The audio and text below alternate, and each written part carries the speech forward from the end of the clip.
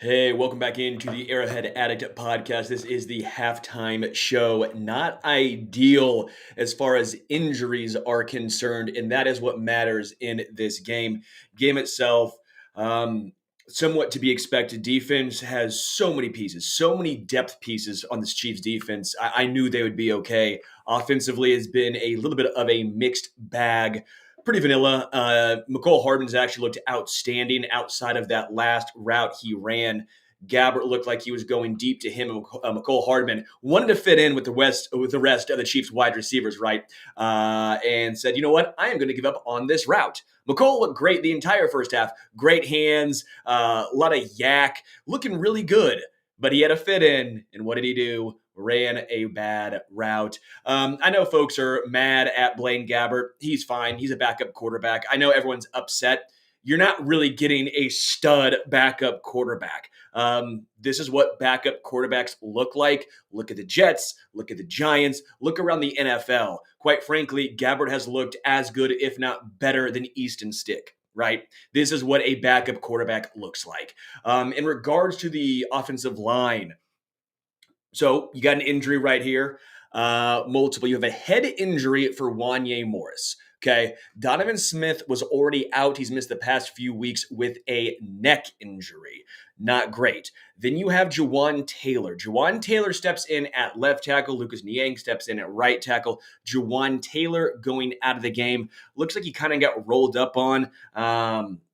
I don't want to speculate anything there. Didn't look quite as serious, at least from the replay. It wasn't a non-contact injury we will see there, which means Joe Tooney actually had to step in at left tackle. You never want to see your all-pro, your incredible left guard have to step in and play left tackle in a meaningless game.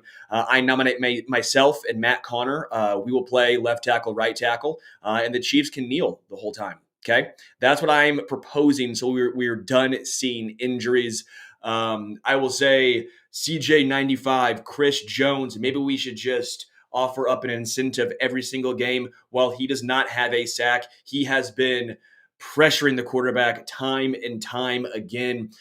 This is the best he has looked as far as splitting double teams. Now, Chris Jones has had a really nice season overall. Now, I know some of the sack numbers are not quite where we would all like them to be. And if you want to be paid like Aaron Donald, well, you got to put up the numbers even if you are getting double teamed. But he's in a nice season. This game, though, he's really making an impact just splitting those double teams time and time again, yet to get a sack. I'm sorry, Chris. I don't want to see you play the second half. This is on you. You sat out game one, and you're trying to earn the bonus to make the money you would have already made if you signed the original contract. Sorry, that was poor negotiating skills.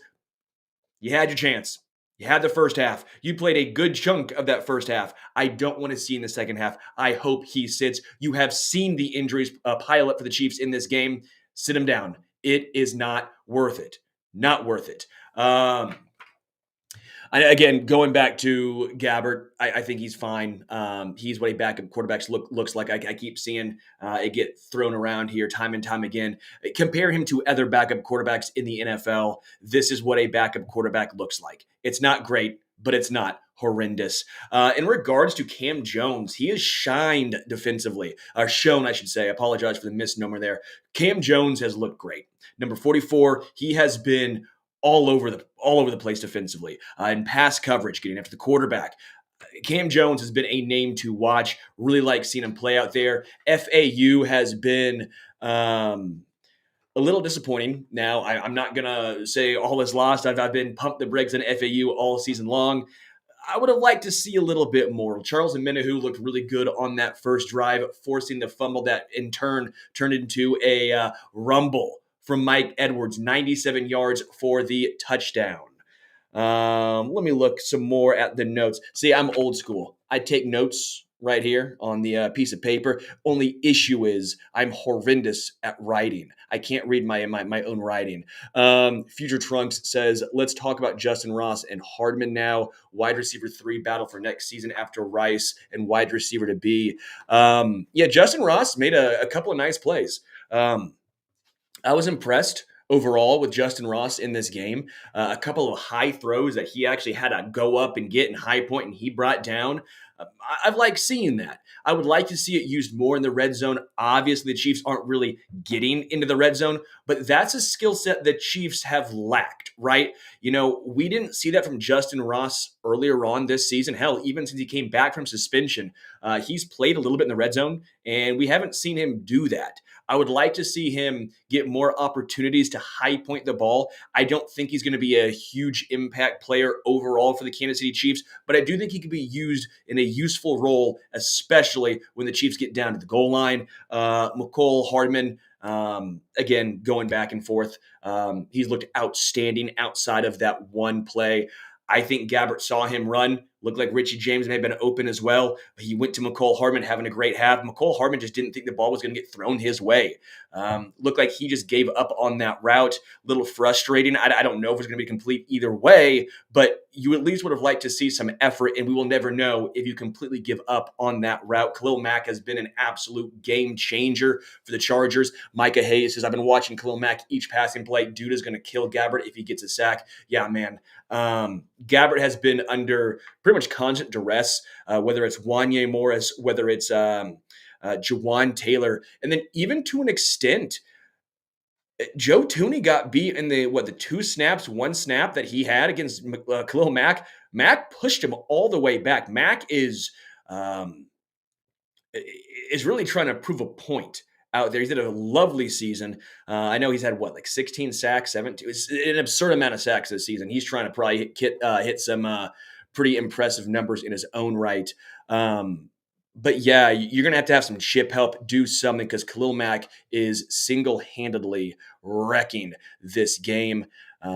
Jeremy Olsen says MVS and Sky can't even do anything today. Well, they're not playing. Sky's on the IR. MVS, I don't even, if he's suited up, he's not playing. I haven't seen him out there once.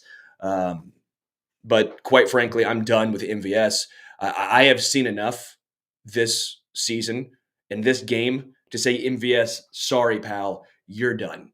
We appreciate what you've done, but your contract is a sunk cost. Justin Watson can do what you do, and I can do it at a better level. McCole Hardman has already shown this game stronger hands, better yak ability. Yeah, he might have the same issues on the deep ball that you have, but guess what? He can take a slant and take it for 12 yards. McCole Hardman twice has shown extremely Travis Kelce hands. And Justin Ross, red zone. MVS, I'm sorry, I'm done. You have 3 guys that can take that role and do it at a better job than you. Conway Lydia says, please don't start Juwan second half. Yeah, I'm with you. Prime Time Gallus says, we all know MVS is going to be second in wide receiver snaps next week. I would be so sad. But you're probably right. And then John Gordon says, Gabbert is ass. Come on, Sterling.